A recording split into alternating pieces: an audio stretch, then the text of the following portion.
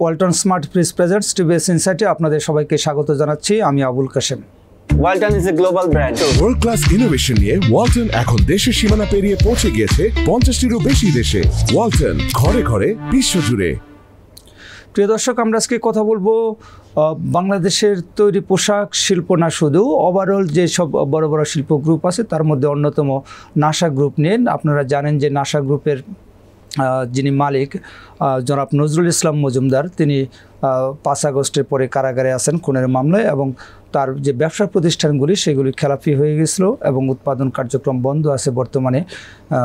তো এখন এই কারখানাগুলিকে রিওপেন করার জন্য সরকার কিছু পলিসি সাপোর্ট দিচ্ছে, এবং তার অংশ হিসেবে নাসা গ্রুপের মালিকের কিছু সম্পদ বিক্রি করে ব্যাংকের কিছু দেনা এবং শ্রমিকদের বেতন ক্লিয়ার করছে, যাতে এই ফ্যাক্টরিগুলি আবার দ্রুত চালু করতে পারে। এ বিষয়ে টিভিএসে লিড নিউজ প্রকাশিত হয়েছে আজকে। নিউজটি করেছেন আমাদের চিফ রিপোর্টার এবং বিশেষ প্রতিনিধি শেখ আবদুল্লাহ। আমরা তার কাছ থেকে বিস্তারিত জানব। আবদুল্লাহ ভাই, আপনাকে স্বাগত জানাচ্ছি। আপনার যে আজকে স্টোরি, যে নজরুল ইসলাম মজুমদার কারাগারে থেকে তার গুলশানের প্লট জমি বিক্রির একটা উদ্যোগ নিয়েছে এবং তার নামে যে শেয়ার ছিল সেগুলি বিক্রি করতেছে শ্রমিকদের পাওনা এবং ব্যাংকের যে তার খেলাপি ঋণ তফসিল করার জন্য যে ডাউন পেমেন্ট 1% ডাউন পেমেন্ট দেওয়ার জন্য। তো এটা আসলে কিভাবে করছে, বা এই শেয়ার বিক্রি এবং জমি বিক্রির অগ্রগতি কতটুকু? ধন্যবাদ আপনাকে। আপনি যেভাবে বলছিলেন যে নজরুল ইসলাম মজুমদার গ্রেপ্তার হওয়ার পরে তার যে বিভিন্ন কারখানা আছে সেই সমস্ত কারখানায় কার্যক্রম অনেকটা আস্তে আস্তে বন্ধ হয়ে গেছে। ব্যাংকগুলোতে তার যে ঋণ ছিল সেই ঋণ খেলাফি হয়ে গেছে। ওনার বিভিন্ন ব্যাংকে, অ্যাটলিস্ট আমরা 9টি ব্যাংকের নাম জানি, যে 9টি ব্যাংকে ওনার 8,500 কোটি টাকার খেলাফি ঋণ রয়েছে। ওনার প্রায় 25টি কারখানা আছে, যার মধ্যে 16টি কারখানাতে এখন কোনো উৎপাদন নেই। 9টি কারখানা খুব সামান্য সাবকন্ট্রাক্ট করে কার্যক্রম পরিচালনা করছে। সরকার যখন এই কারখানাগুলো গত জুন মাসে তাদের কর্মীদের বেতন দিতে পারছে না, তখন তাদের কর্মীরা কিন্তু রাস্তায় নেমে আসে এবং কর্মীর সংখ্যা কিন্তু অনেক। নাসা গ্রুপ দাবি করছিল ওই সময় যে তাদের প্রায় 25,000 কর্মী রয়েছে। আমরা সর্বশেষ যে তথ্য দেখলাম যে নাসা গ্রুপের চেয়ারম্যানের শেয়ার বিক্রি করে যে বেতন দেওয়া হয়েছে সেখানে 17,134 জন কর্মীর বেতন পরিশোধ করা হয়েছে। যেটা হয়েছে যে এই সব কর্মীরা রাস্তায় নেমে তারা কিন্তু খুব বিক্ষোভ করছিল যে তাদের বকেয়া বেতন যাতে পরিশোধ করা হয়। এইরকম একটা সময়ের মধ্যে যে এত হাজার হাজার শ্রমিক যদি রাস্তায় নেমে যায়, সরকার কিন্তু সেটা নিয়ে খুব উদ্বেগের মধ্যে ছিল যে এত শ্রমিককে রাস্তায় নামতে দেওয়া যাবে না, তাহলে এদের বেতন কিভাবে পরিশোধ করা যাবে, বা এই কারখানাগুলোকে চালু রাখা দরকার আছে কিনা। সরকারের কাছে মনে হয়েছে যে কারখানাগুলো যদি চালু থাকে তাহলে কর্মীদের বেতন দেওয়া যাবে, অথবা এই মালিকদের যে সমস্ত সম্পদ আছে সেইগুলো, অন্য যে সমস্ত সম্পদ যেগুলো ব্যাংকে কোথাও জামানত হিসেবে দেওয়া নেই, এইসব ধরনের সম্পদ বিক্রি করেও এদেরকে দেওয়া যেতে পারে। পাশাপাশি এইসব প্রতিষ্ঠানের ইউটিলিটি বিল দিন দিন অনেক বড় হয়ে যাচ্ছে, তাদের কাছে কোটি কোটি টাকার ইউটিলিটি বিল আটকে যাচ্ছে। তার প্রেক্ষিতে গত 23 সেপ্টেম্বর একটা ত্রিপক্ষীয় মিটিং হয় শ্রম মন্ত্রণালয় ছিল, নাসা গ্রুপ ছিল এবং ব্যাংকগুলো ছিল। এদেরকে নিয়ে একটা মিটিং হয় যে তাহলে এটা সলিউশন কিভাবে আসবে। বাংলাদেশ ব্যাংকও সেখানে ছিল। সেখানে সিদ্ধান্ত হয়েছে যে নাসা গ্রুপের মালিকের যে সমস্ত সম্পদ আছে তার থেকে যেগুলো এখন বিক্রি করা যায় সেগুলো বিক্রি করে শ্রমিকদের পাওনা এবং লোন রিশিডিউলের ক্ষেত্রে তাদেরকে যাতে সহযোগিতা করা যায়। বাংলাদেশ ব্যাংক এখানে খেলাফি ঋণ রিশিডিউলের ক্ষেত্রে যে নিয়ম বর্তমান আছে সেখানে যতটুকু ছাড় দেওয়া যায় সেই রকমভাবে ছাড় দিয়ে তাদেরকে মাত্র 1% ডাউন পেমেন্ট দিয়ে খেলাফি ঋণ পুনঃতফসিলের একটা সুযোগ দিয়েছে, বা তাতে তারা রাজি হয়েছে। বা যেসব ব্যাংকের কাছে তাদের এইগুলো আছে, খেলাফি ঋণগুলো আছে, তাদেরকে বলেছে আপনারা 1% ডাউন পেমেন্ট নিয়ে ঋণগুলোকে রেগুলার করেন এবং তাদের এলসি ওপেন করে দিন।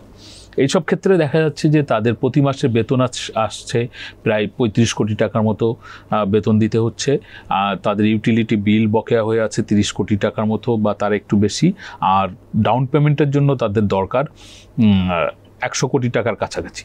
আর তারা যে 16টা কারখানা এখন লে অফ করার পরিকল্পনা করেছে, এই 16টি কারখানার কর্মীদের লে অফ করলে যে এককালীন সুবিধা দিতে হবে সেটির পরিমাণ প্রায় 154 কোটি টাকা। সব কিছু মিলিয়ে দেখা গেছে যে তাদের প্রায় 300 কোটি বা তার বেশি টাকা মানে খুবই জরুরি ভিত্তিতে দরকার। এখানে আমি ওই যে আপনার কাছে একটু জানতে চাবো যে আপনার নিউজে আছে যে উনি গুলশানে ওনার 40% একটা প্লট বিক্রি করবে এবং 43 কোটি টাকার শেয়ার বিক্রি করছে এবং আরও 43 কোটি টাকার শেয়ার বিক্রি করবে। তাহলে 300 কোটি টাকার প্রায় প্রয়োজন। আর এই সম্পদগুলি জমি সহ এগুলি বিক্রি করলে মোট কেমন টাকা হবে? হ্যাঁ, এই যে ওনার এই প্রয়োজনের পরিপ্রেক্ষিতে উনি তো জেলে আছেন, সেখানে স্বরাষ্ট্র মন্ত্রণালয়ের অনুমোদন নিয়ে নাসা গ্রুপ আইনজীবীদেরকে নিয়ে, বাংলাদেশ ব্যাংককে নিয়ে, পুলিশ, র্যাব তাদের সদস্যদেরকে নিয়ে ওনাকে জেলখানায় ওনার সাথে একটা মিটিং হয়েছে, সেখানে ব্যাংকগুলোও ছিল। সেই মিটিংয়ের সময় উনি দুটো পাওয়ার অফ অ্যাটর্নি দিয়েছেন ওনার স্থাবর এবং অস্থাবর সম্পত্তি বিক্রি করার জন্য। স্থাবর সম্পত্তির মধ্যে আপনি যেটি উল্লেখ করলেন যে গুলশানের 70 নম্বর সড়কে 6 নম্বর প্লটে ওনার 40% জমি রয়েছে। এই জমিটি এখনও পর্যন্ত বিক্রি ওনারা করতে পারেননি, বিক্রির জন্য জোর চেষ্টা চালাচ্ছেন। ওনারা আশা করছেন এখান থেকে প্রতি শতাংশ যদি 10 কোটি টাকা দরে বিক্রি হয় হয়তো 400 কোটি টাকা পাবেন। আর ওনার নিজের কেনা ওনার নামে বিভিন্ন কোম্পানির শেয়ার ছিল, পুঁজিবাজারে যে সমস্ত কোম্পানি তালিকাভুক্ত, সেই কোম্পানির শেয়ার বিক্রি করে 86 কোটি টাকা সেখান থেকে পাওয়া গেছে। আগস্ট মাসের বেতন বাবদ সেখান থেকে আপনার 43 কোটি টাকা দেওয়া হয়েছে, আরও 43 কোটি টাকা সেপ্টেম্বর মাসের বেতন বাবদ দেওয়া হবে। ওই যে আপনাকে বললাম যে সেপ্টেম্বর মাসে যে একটা মিটিং হয়েছিল, ত্রিপক্ষীয় মিটিং, তখন কিন্তু একটা সিদ্ধান্ত ছিল যে 15 অক্টোবরের মধ্যে আগস্ট মাসের বকেয়া বেতন শ্রমিকদের পরিশোধ করতে হবে এবং 30 অক্টোবরের মধ্যে পরিশোধ করতে হবে সেপ্টেম্বর মাসের বেতন। আমি নাসা গ্রুপের এখনকার যিনি প্রশাসক, সরকার তো একজন প্রশাসক ওখানে দিয়েছে, তার সঙ্গে কথা বলেছিলাম, নাসা গ্রুপের ভাইস চেয়ারম্যানের সঙ্গে কথা বলেছি। ওনারা আমাকে জানিয়েছেন যে আগস্টের বেতন পরিশোধ হয়েছে এবং সেপ্টেম্বরে যে ওনাদের এখন যে 9টি কারখানা সাবকন্ট্রাক্ট করে চলছে তাদের যে বেতন সেটিও পরিশোধ করা হয়েছে, কিন্তু যেসব কারখানাগুলো বন্ধ রয়েছে তাদের বেতন এখনও পর্যন্ত দেওয়া হয়নি, সেপ্টেম্বরের বেতনটা। ওনারা আশা করছে যে হয়তো 30 অক্টোবরের মধ্যে দিয়ে দিতে পারবেন। আপনার কাছে আমি সর্বশেষ জানতে চাবো যে উদ্দেশ্য নিয়ে হচ্ছে এই আয়োজনটা, যে সরকার বা বাংলাদেশ ব্যাংক তাদের পলিসি সাপোর্ট দিচ্ছে এবং নজরুল ইসলাম মজুমদার জেলখানায় থেকে তার স্থাবর অস্থাবর সম্পদ বিক্রি করছে, উদ্দেশ্যটা হচ্ছে যে তার কোম্পানিগুলিকে চালু রাখা। তো সেটা আসলে কতদিন নাগাদ সম্ভব হতে পারে? মানে নাসা গ্রুপের যে ফ্যাক্টরিগুলি তারা হচ্ছে এলসি খুলে এক্সপোর্ট ইম্পোর্টের বিজনেসটা আর কতদিন সময় লাগতে পারে চালু করতে? দেখুন, আপনি যেটি বলছেন যে কোম্পানি চালু রাখা সরকারের উদ্দেশ্য, এটা সরকার বলছে, কিন্তু আমার কাছে বিশেষ করে মনে হচ্ছে সরকারের মূল উদ্দেশ্য হচ্ছে যে শ্রমিকদেরকে বেতন ভাতা দিয়ে একটা মানে তাদেরকে স্থিতিশীল রাখা, তারা যাতে আন্দোলন সংগ্রামের দিকে না যায়, দেশে যাতে কোনো অরাজকতা সৃষ্টি না হয়।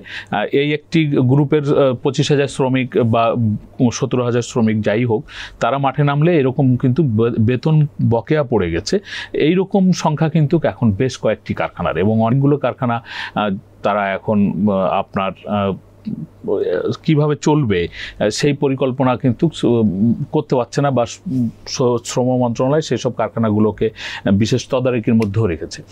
এই একটি কারখানার যদি হাজার হাজার শ্রমিক রাস্তায় চলে আসে, অন্যরাও যে আসতে উদ্বুদ্ধ হবে এরকম একটা ভয়ের জায়গা থেকে সরকার মূলত চাচ্ছে শ্রমিকদের যে সমস্ত পাওনা দেনা আছে এগুলো পরিশোধ করা। তার পাশাপাশি যে শ্রমিকদের পাওনা দেনা পরিশোধ করার সাথে সাথে যদি কারখানাগুলোকে চালিয়ে রাখা যায়, কারখানা চালু রাখার তো 2-3টা ধরনের মানে বিষয়। একটা হচ্ছে যেরকম তাদের ক্যাশ লাগবে, নগদ, তাদের কার্যক্রম পরিচালনা করার জন্য ব্যাংকগুলো সেই ক্ষেত্রে কতটা হেল্প করবে সেটি একটি ব্যাপার। বিদেশ থেকে তারা আসলে এইরকম পরিস্থিতিতে নতুন করে অর্ডার পাবে কি পাবে না, তারা যদিও দাবি করছে যে তাদের কাছে অনেক অর্ডার আছে, কিন্তু মানে 1 বছর ধরে যে কারখানাতে প্রোডাকশন নেই বা যে সমস্ত কারখানাতে এ ধরনের অস্থিতিশীলতা চলছে সেখানে অর্ডার আসাটা আসলে একটু সময় সাপেক্ষ বা মানে বেশ সহজও না আর কি। আমি যদি সর্বশেষ বলছি, কিন্তু তারপরে আরেকটা কোশ্চেন আপনাকে করতে চাই আপনার কথা থেকে, যে সরকার চাচ্ছে যে এই শ্রমিকরা বেতন ভাতা নিয়ে বাড়ি ফিরে যাক, যাতে কোনো অস্থিতিশীল পরিস্থিতি না হয়। কিন্তু এই যে সরকারের এই ধরনের চাওয়া, আমরা দেখলাম যে বেক্সিমকোর প্রায় হচ্ছে 35-40 হাজার শ্রমিক, তাদেরকে সরকার থেকে টাকা দিয়ে তাদেরকে বাড়িতে ফেরত পাঠানো হয়েছে। এখন এখানে যদি হচ্ছে নাসার 17,000, 20,000 যেটাই আপনি বলেন, এবং আজকে আমাদের পত্রিকা আরেকটা স্টোরি আছে যে দেশবন্ধু গ্রুপ, তাদের প্রায় 25,000 শ্রমিক, এবং তাদের কিন্তু খেলাপি ঋণের পরিমাণ বেশি না, 200 কোটি টাকার কম, এবং তারা ইতিপূর্বে কখনো খেলাপি হয় নাই, তাদেরও প্রায় 25,000 শ্রমিক। এই যে এখানেই প্রায় হচ্ছে 50-60 হাজার শ্রমিক, এত দক্ষ শ্রমিককে আপনি শুধু দেনা পাওনা দিয়ে বাড়িতে ফেরত পাঠিয়ে দিচ্ছেন, তার মানে হচ্ছে যে দক্ষ শ্রমিকদের আপনি বেকার বানিয়ে গ্রামে পাঠালেন। এটা আসলে দেশের অর্থনীতির জন্য বা আমার শিল্পের জন্য হচ্ছে কেমন সিগন্যাল? শিল্পের জন্য খারাপ সিগন্যাল এবং অর্থনীতির জন্য এটা দিন দিন একটা বোঝা তৈরি হচ্ছে এবং এটা একটা ভয়াবহ পরিস্থিতি মানে ধারণ করছে। আপনি দেখবেন যে সরকারেরই বিভিন্ন রিপোর্টে উঠে আসছে যে দেশে বেকারত্ব বেড়ে গেছে। আসলে এই রাজনৈতিক পট পরিবর্তনের পরে অনেক শিল্প উদ্যোক্তা যারা গ্রেপ্তার হয়েছেন অথবা অনেকে দেশ থেকে চলে গেছেন, তাদের প্রতিষ্ঠানগুলো ঠিকভাবে চলছে না। আবার যারা নতুন করে বিনিয়োগ করার কথা ভাবছিলেন তারা কিন্তু বিনিয়োগ করছে না। বাংলাদেশে কিন্তু আমাদের বাংলাদেশ পরিসংখ্যান ব্যুরোর রিপোর্ট অথবা আমাদের BIDA, Bangladesh investment development authority, তাদের রিপোর্ট, এগুলো থেকে দেখা যাচ্ছে যে বিনিয়োগের ক্ষেত্রে খুব বেশি যে বিনিয়োগকারীরা উৎসাহিত হচ্ছেন তেমন না। 22 বা 25 বছরের মধ্যে সর্বনিম্ন পর্যায়ে গেছে বেসরকারি খাতের ঋণের প্রবাহ। বাংলাদেশ ব্যাংকের তথ্য থেকে বলছে যে আগের বছরের তুলনায় এখন আসলে বা আগের অনেকগুলো বছরের তুলনায় সবচেয়ে কম ক্রেডিট গ্রোথ যাচ্ছে প্রাইভেট সেক্টরের। এরকম পরিস্থিতিতে বেকারত্ব দেশে বেড়ে গেছে এবং বেকারত্ব যে কোনো অর্থনীতির জন্য বোঝা, এটা বলার জন্য মানে খুব বিশেষজ্ঞ হওয়া দরকার নেই। সেই বোঝাটা তৈরি হচ্ছে। এই সরকারের কাছে আসলে কোনো পলিসি নেই যে তাদেরকে কিভাবে নতুন কাজ দিবে। সরকার বার্ষিক উন্নয়ন কর্মসূচি অনেক কম করছে বা অনেক ক্ষেত্রেই এখন সংকুচিত একটা পরিস্থিতি। আসলে পরিস্থিতির উত্তরণের একমাত্র উপায় হচ্ছে যে একটি নির্বাচিত সরকার আসা এবং দেশের স্থিতিশীল পরিবেশ নিশ্চিত করা, বিনিয়োগকারীদের কাছে ব্যবসা বাণিজ্যের জন্য একটা উপযোগী পরিবেশ নিশ্চিত করা। তাহলেই হচ্ছে এই কর্মসংস্থানগুলো যদি ফিরে আসে। তা না হলে এই বেকার, শ্রমশক্তি এবং অর্থনীতির যে একটা মন্দাভাব, সব কিছু মিলিয়ে দেশের জন্য একটা গভীর সংকটই সামনে অপেক্ষা করছে। ধন্যবাদ আপনাকে।